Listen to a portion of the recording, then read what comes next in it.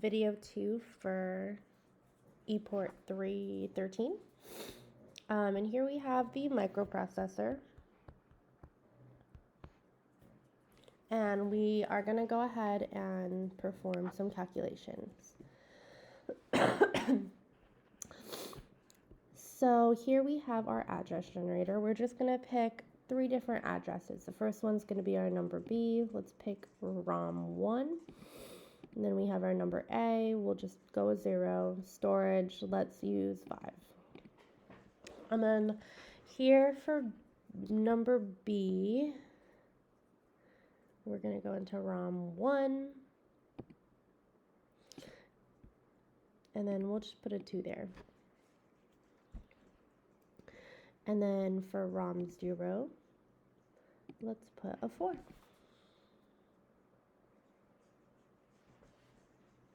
And then storage, oh, I'm in the middle of my, here we go. So the first clock pulse is going to select number B. So we have address 1 for that. So it'll read whatever binary numbers in here, put it onto the data bus. So number B, we have ROM1. ROM1's carrying a 2. 2 is being routed through this DMUX. The next clock pulse will push it into the register and calculate it. So here we have, it looks like it's being shifted right now. We can shift it. So we are in mode 5.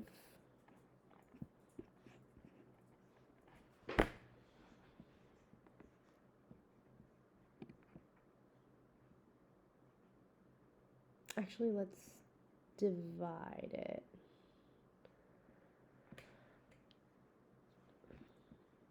We'll divide 6 by 2. Oh, I have 1 too many here.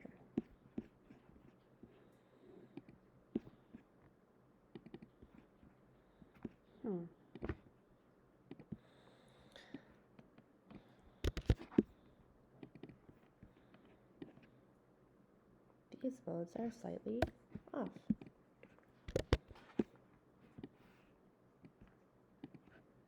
Anyways, let us shift left.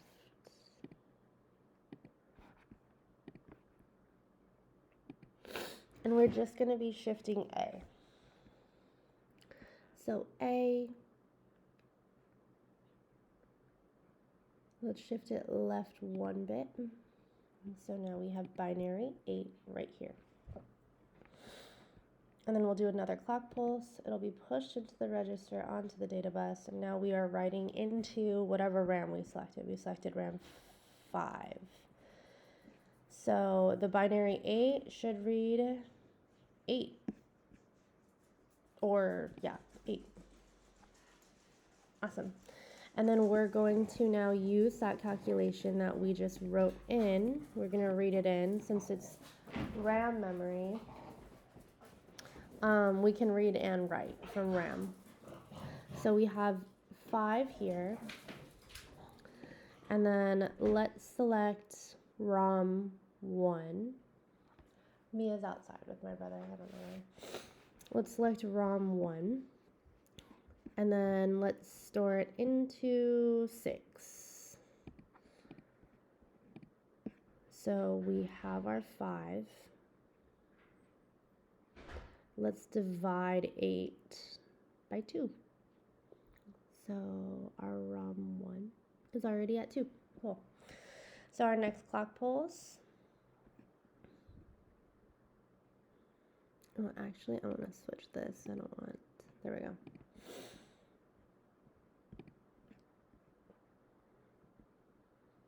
So we're reading in B. B, again, is ROM1. So 2 is going to be here. Next clock pulse is it'll be pushed in. And then it's automatically going to read our RAM. So our RAM has an 8. Where is it? Right here. And it's being controlled by our address generator. And that's why it's on our data bus already. And let's divide these numbers.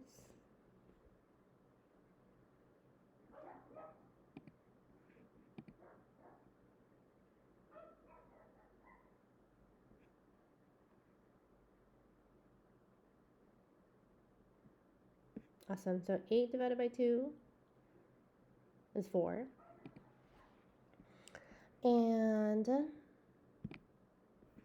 clock pulse, it's on our data bus. Last clock pulse, it's in our RAM. And then we'll go ahead with our discussion. Okay, so this is going to be a data path control model. This is where all of our data is being passed through, and this is controlling it. And so we have our start signal. If it's on, the microprocessor will continue on to the next state. We have our clock because we need it for our microprocessor. This is all automating everything, and then right here we're able to control everything. So this is gonna dictate what we would want it to do. So originally in our microprocessor, we were having to click write, we were having to click read, we were having to click an A and B on our demux, and we had to click for our accumulator buffer. But because of this design model, we don't have to do any of that. It's already done in this logic.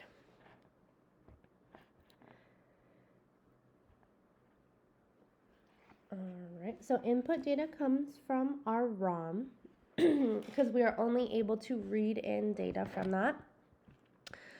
And then our RAM, as we just saw, we can read in data from our RAM and we can write in data from our RAM.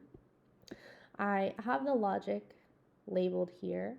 In a second, we'll see that logic in the form of K-maps. Oh, this is just a tester. We'll ignore that. It has nothing to do with the circuit. Yeah.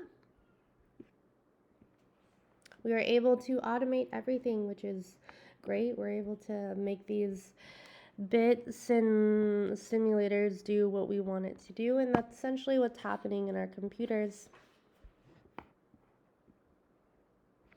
just like on a very small scale.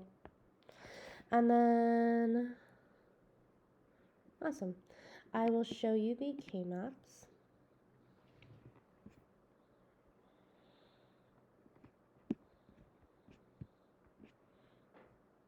Okay, so this is my notes from the thing, but these are my K-maps. So this is for D1. We were given D0. Oh, I wrote it. Or no, we were given D1.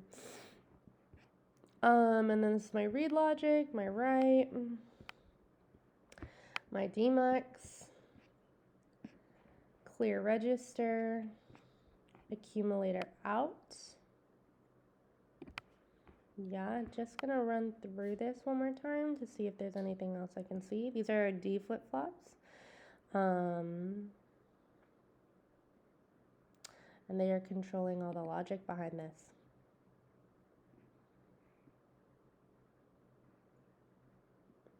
Yeah, this is gonna set our state, and because we set our state in our next state table, present state, that whole table, we were able to